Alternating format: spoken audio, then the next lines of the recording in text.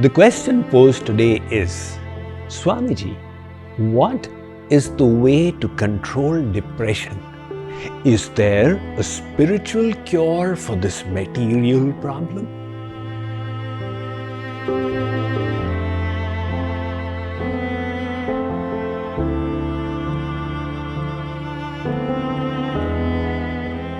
Well, the onset of depression can have 100+ reasons, including physiological, genetic, traumatic events, and more. But one primary reason is lack of mood control.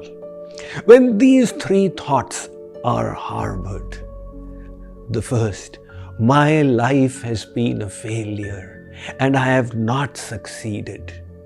The second, there is no goodness in this world. People are not helping me in any way. The third, my future is dark and I have no hope for happiness. These three kind of thought patterns, when they are held in the mind for an extended period of time, they affect the brain's physiology, and that becomes a leading cause for depression. The World Health Organization estimates that there are 280 million adults, or 5% of the adult population, suffering from this disease of depression. And the symptoms include fatigue, disturbed sleep, inability to focus, listlessness, a sense of hopelessness, and more. Since the reasons for depression are many, the cure must be holistic and include exercises like yoga, healthy diet, medical treatment, and counseling. But from the spiritual perspective, the toxic thoughts can be eliminated by the adoption of three kinds of attitudes. The first is the attitude of gratitude. During the Delta variant wave during the COVID pandemic, one billionaire in Delhi got affected. When his SpO2 count went below 84, he was rushed to a 5-star hospital. There he was on the ventilator for 7 days. And on being discharged, when his oxygen levels had stabilized, the billing clerk showed him a bill for 7 lakh rupees. That made Sethji start crying. The billing clerk said, "You are the Nagar Seth. Everyone knows your wealth. Are you finding it difficult to pay 7 lakh rupees? Sethji said, "I'm not shedding tears on the quantity of the bill, but it just reminded me that if the hospital expects me to pay 7 lakh for 7 days of oxygen, I have been receiving the gift of oxygen from God since the last 65 years. He did not send me any bill. At least I should cultivate gratitude." This sentiment of gratitude is one of the most powerful positive sentiments, and anyone can cultivate it to kick out negativities from the mind. We can all learn to be grateful for the air we breathe, the earth we walk upon, and the sunlight we receive. The problem arises in excessive materialism in our thoughts. Today's materialistic environment makes us believe that true happiness lies in fame, in wealth, in luxurious possessions and status. Over the social media, we find others having more of it than us. And when we strive to acquire them for ourselves and don't succeed, we become miserable. Instead of that, remember to count your many blessings.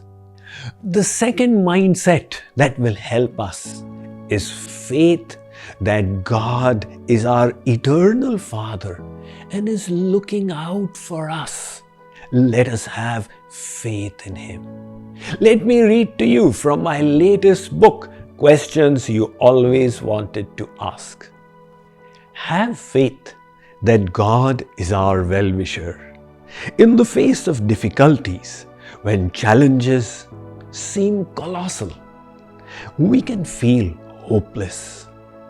Instead of being despondent in such times, we must take solace in God's protection and compassion for us. The Srimad Bhagavatam states, Pita praye mrite devair Bhagavan lokabhavanah. Bhagavan is the best friend and well-wisher of the three worlds. He is our eternal Father and the benevolent caretaker of all living beings. We must have faith that God is looking out for us. One little girl was on a flight all by herself. She was busy playing her video games when the plane encountered severe turbulence and all the passengers panicked. A businessman was seated by the side of the girl and was impressed by her equanimity.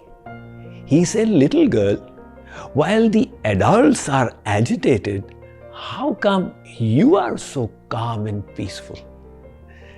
The girl said, "My father is the pilot of the plane. He is taking me home."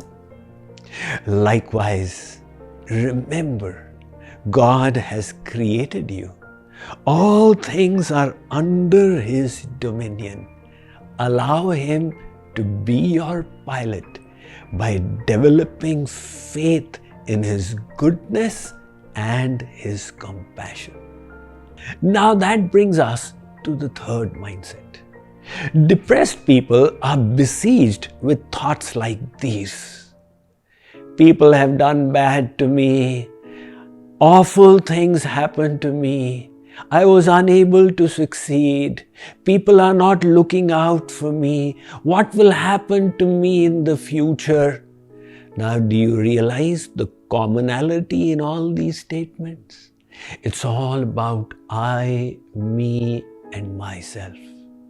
Instead of that, if we can turn our orientation outwards and think of how we can help and serve others. Ratan Tata was asked in an interview that in his hugely successful life, what gave him the most happiness? He said that his life went through 4 stages.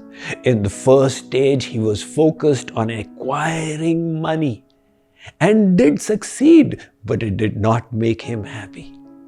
In the second stage, he was focused on accumulating luxurious possessions, and he got many, but they also did not satiate his heart.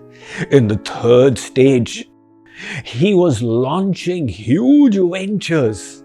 He had the biggest steel plant in all of Asia and was controlling so much of the oil supply in India and Asia, and yet it did not give him the true happiness he wanted.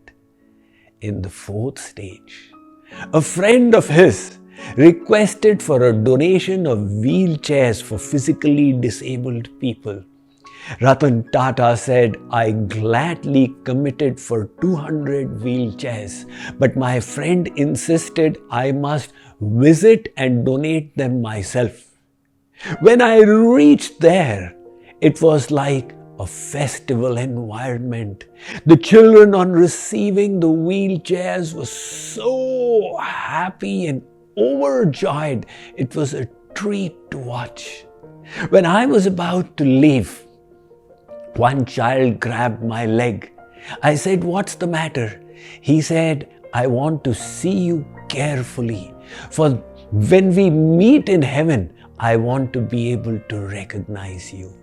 Ratan Tata said, "It was in giving happiness to the others that I found my happiness." So this orientation of I, me and myself, if it can be replaced by the service attitude, that becomes a very powerful antidote to depression. Some people have it naturally. There's a story I've heard about Mahatma Gandhi. As he was getting onto a train that had started moving from the platform, one of his sandals slipped and fell onto the track. Before anybody could say anything, he took his second sandal and chucked it on the track as well. In the meantime, the train had started speeding. His team members asked him why he had thrown his second sandal. He said, "Somebody will find the first and find it of no use. At least if there's a second alongside, it will be useful to someone." So remember these three spiritual tools for removing toxic thoughts. The first is to cultivate the attitude of gratitude. The second is to have faith that the Supreme Lord is your protector. And the third is to shift the obsession from the self to that of service.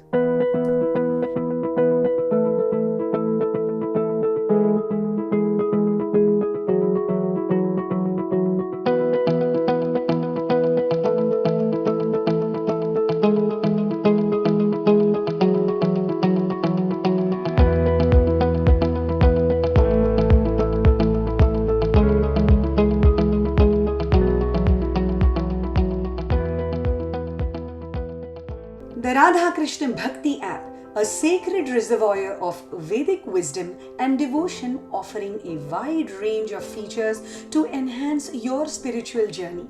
Listen to enlightening discourses by none other than the renowned global speaker and spiritual leader, Swami Mukundananda himself.